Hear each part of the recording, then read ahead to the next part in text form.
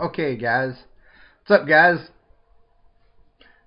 Basically, I want to show you my haul today. Probably go a little bit quick because I might do a video on some of this, another video on some of the stuff a bit more in depth.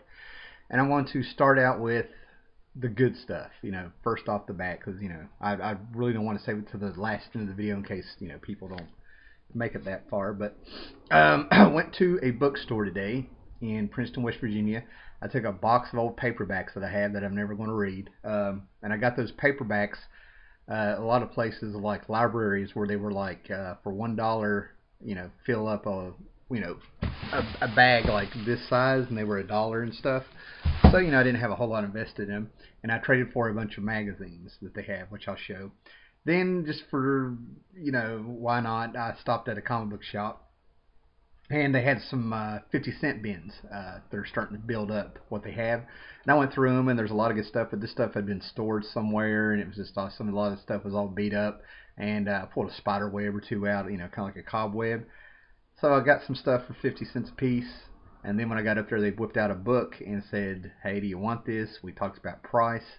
I ended up throwing in the 50-cent books. I got a pretty good deal on this, but I ended up getting X-Men 266. Now, I don't usually, get keys unless, I get a real good deal for them.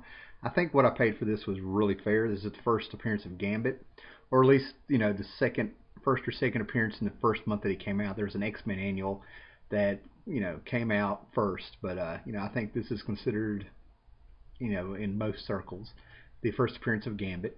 Thing's in phenomenal shape. It really is. I bought this off of the stands when it came out. I was collecting the X-Men back then, and then I was trying to get an apartment, and it was selling a bunch of X-Men annuals and an Uncanny X-Men run of like maybe 80 issues for, I don't know, somewhere in the $200 to $250 range back then.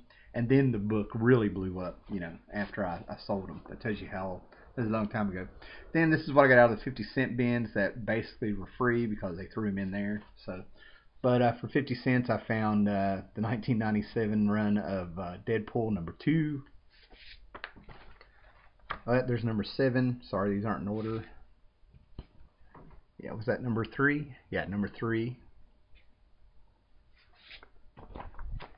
#8. And I'm going to be putting those on eBay. Then I found these Avengers books. Now, these are beat up. Don't get me wrong. Yeah, these are 50 cents a piece, but, they're still a pretty good find. X-Men 114, which had the big Celestial Madonna story going on, if I remember right, by Steve Englehart. 128. We got a good run in the 120s now. That one's beat up. And then 129 with Kong the Conqueror. And this one's alright. It's got spine roll and some damage and stuff, but it's complete. The staples are intact. Real happy with that. I think something they should, if they have Marvel stamps, they're in them. Then I got this giant size Avengers #4, which I'm really happy to get. This thing has just been, it's just flat. And it's hard to not find these square bound books without the spine being rolled. This giant size X-Men is actually supposed to be on the back there, but it's alright. It's pretty good. A little chipping on it, and edges are rough, but edges are rough, but still happy to find it. So that was cool. Okay, now this is what I got at the bookstore that I just traded. I didn't really have to. Didn't spend a dime on these. Okay, Amazing Heroes #7. This is one of the comic book magazines that reported on comic books. I think this is like from 80 and 81. Could be wrong. See if there's a year here. Yeah, 1981, December 1981. Real thin, very magazine-like. Actually, really good condition. Reports on Swamp Thing and Micronauts and Amazing Hero. Really takes you back there. Gil Kane talks about the Micronauts, the history of the Thunder Agents. DC schedules 7 new titles, new checklists, 7 silly covers. And a lot of people that did these. I think they were more fans. They were getting ready. They were announcing the G.I. Joe book, that was comic that was coming out. More sword and sorcery and scheduling things, and really good stuff. Even Rocketeer was starting to come out.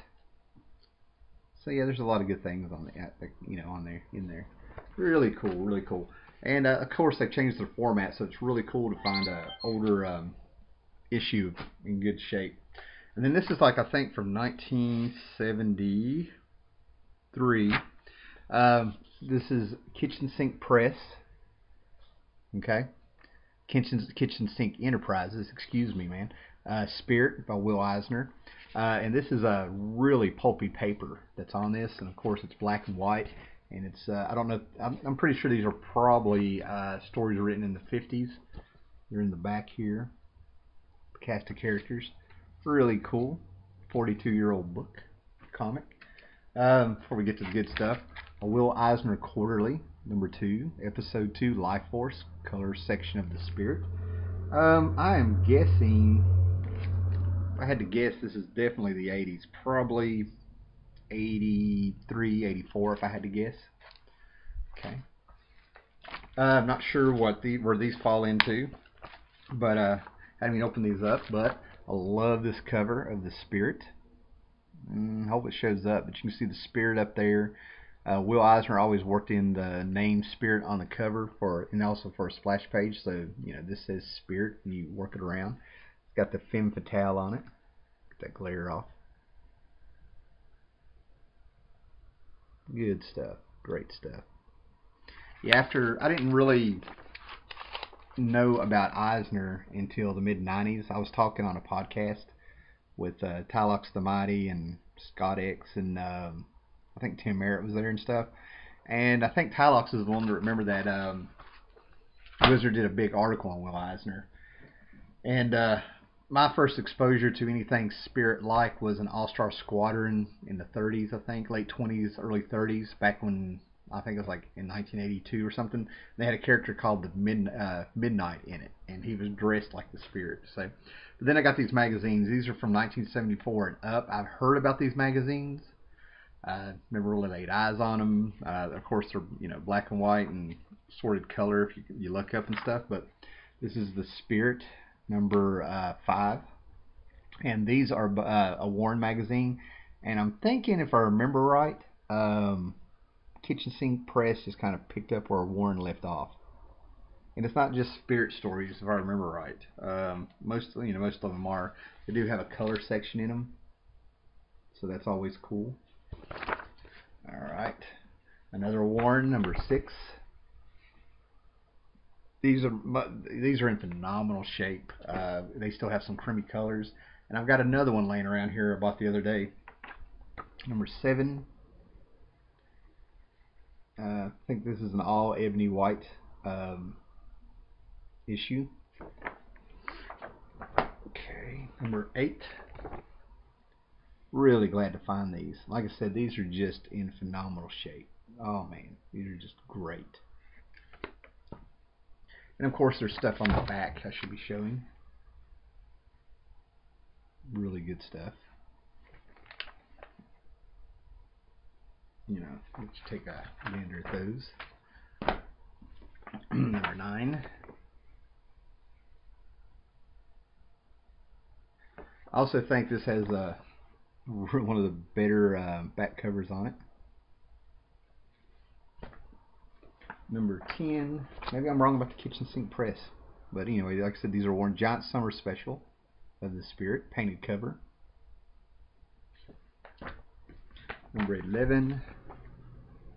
Still a Warren. Vampirella on the back. Love those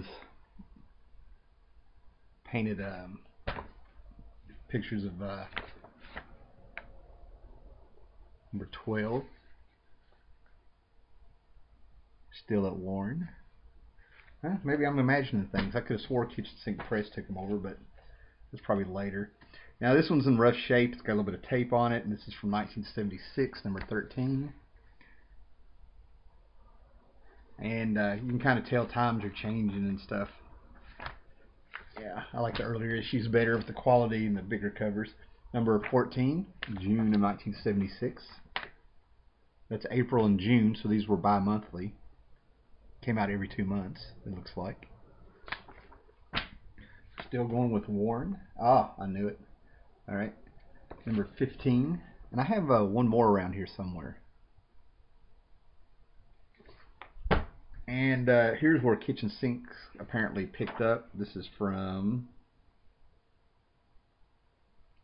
what year? Give me a year. 1981, and they're up to issue 28. So, you know, when I do a video on these Spirit magazines, I'll have my facts straight. But I'm pretty sure Kitchen Sink Press just picked up where, oh, it's a wraparound cover. Pretty sure they just picked up where